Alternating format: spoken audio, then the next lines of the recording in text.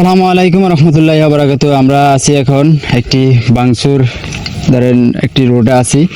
তো আমরা এই এলাকার বা এই ইয়াটার নাম জানি না, তো আমরা কিছু মানে জানতে চাই যে আমাদের একজন বড় ভাই থেকে।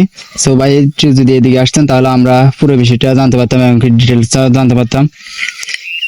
সো এটা কোন ইউনিয়ন এবং কি কোন জেলা, অবশ্যই বিস্তারিত ভেঙে বলেন একটু। এটা হচ্ছে হাজিপুর 1 নম্বর ওয়ার্ড 7 নং পূর্ব চরবাটা ইউনিয়ন।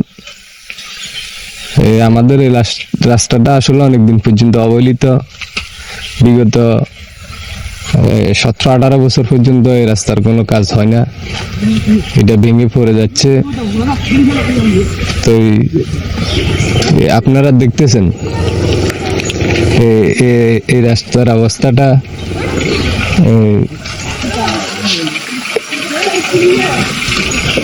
আর কি বলার। দর্শক, এখানে দেখতে পাচ্ছি যে আমিও দেখতে পাচ্ছি, কারণ এই রোডগুলো একদম নির্মাণ ছাড়া পড়ে রয়েছে। মনে হয় আওয়ামী লীগ সরকার থাকা অবস্থায় যে এই কাজগুলা করছে বহুদিন আগে, যেটা হয় এতটুকু করছে 2 ইঞ্চি এরকম হচ্ছে ফিজ। তো এই রোডগুলা বেশিরভাগই ভেঙে গেছে। সো আমরা ওনার থেকে জানতে পারলাম, আর উনি হচ্ছে যে এই জায়গার থাই বাসিন্দার। সো আমরা আপনাদেরকে এই বিষয়টা জানার জন্য বলতেছি যে এই রোডগুলা যদি নির্মাণ করে তাহলে এই রোডগুলা দিয়ে গাড়ি চলতে পারবে। আর আমরা সরকারের কাছে আবেদন করব যে আমাদের এই রোডগুলা নিয়ে একটু চিন্তা ভাবনা করতে, এবং কি আমাদের এমপিদের বলতে চাই এটা যে আমরা মূর্খ মানুষ, তারপর আমরা দেখাই দিতে চাই, তাদের চোখ খুলে দিতে যে আমাদের ইউনিয়ন বা আমাদের জেলাগুলোর দিকে দেখেন, গ্রাম অঞ্চলের সাইডগুলা যেগুলার রোডগুলা একদমই দুর্ভিক্ষ অবস্থায় পড়ে রয়েছে, যেটা বহুদিন আগে করা হয়েছে।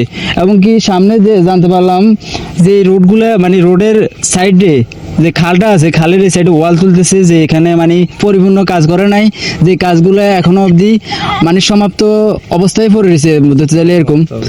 মানে এই কাজগুলা পরিপূর্ণ এখনো করা হয়নি। সো আমরা আপনাদেরকে বলবো যে আপনারা আসুন, এটা নিয়ে প্রতিবাদ করুন। দেখবেন আপনাদের রোডগুলা কি পরিবর্তন করার দায়িত্ব আপনাদেরই, কারণ এই সরকার হয়তোবা দেখতে পারছে না, নতুন সরকার বা আবার এই এলাকার এমপিরা, মন্ত্রীরা বা মেম্বার চেয়ারম্যানরা এটা নিয়ে হয়তোবা কথাবার্তা বলতে পারছে না। সো আমরা বলবো যে আমাদের এই জায়গা থেকে আমরা বলবো যে আমাদের ইউনিয়ন বা আমাদের জেলা, আমাদের গ্রাম অঞ্চল সাইডগুলা আমরা এটা তুলে ধরতে চাই, যেন সরকার যেন অতি দ্রুত আমাদের এই জায়গাগুলা ঠিক করে দেয় এবং কি এই রোডগুলা পরিপূর্ণ ঠিক করে দেয়। সো আমরা সেটা চাই। সো ভাই আর একটু আসেন।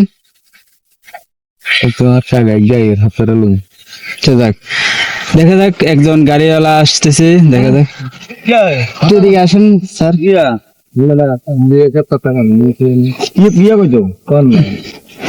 আসসালামু আলাইকুম রহমতুল্লাহি ওয়া বারাকাতুহু। সামনের যে রোডের অবস্থা আছে সেটা কিরকম?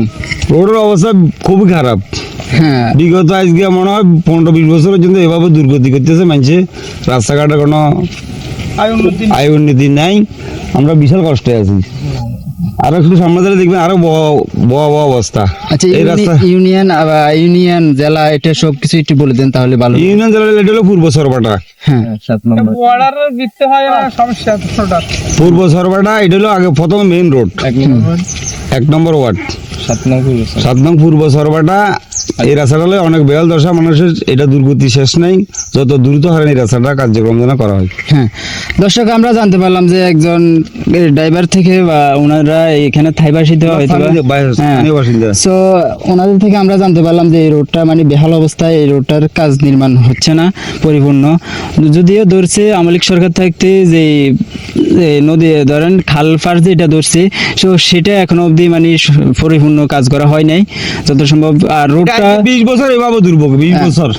আর ওনারা বলতেছে যে আজকে 20 বছর ধরে এই রোডটা মানে একদম দুর্ভিক্ষ অবস্থায় পড়ে রয়েছে। সো আমরা আপনাদেরকে বলবো যে আপনারা প্রতিবাদ করুন, তাহলে অবশ্যই সরকারের কাছে এই ভিডিওগুলো যাবে এবং কি সরকার প্রতিটা এমপি এবং কি এই এলাকার এমপি আর মেম্বার চেয়ারম্যানরাও এটা নিয়ে আলোচনায় পড়বে, যেন মানুষই ধরবে যদি এই রোডগুলো যদি না ঠিক করে। কারণ তাদেরকে তো আমরা মৌলিক অধিকার দিয়ে তাদেরকে আমরা মেম্বার চেয়ারম্যান বানাইছি ভোট দিয়ে। মেম্বার চেয়ারম্যান এগুলো না, এগুলো হলো এমপি মন্ত্রী, এমপি। হ্যাঁ, যাক, এটা এমপি আমরা তাদেরকে বানাইছি। তো তারা যদি আমাদের জেলা বা ইউনিয়ন নিয়ে কথা না বলে তাহলে এটা তো আর আমাদের কোনো কিছু করার হইলো না, আমরা আর কি করবো।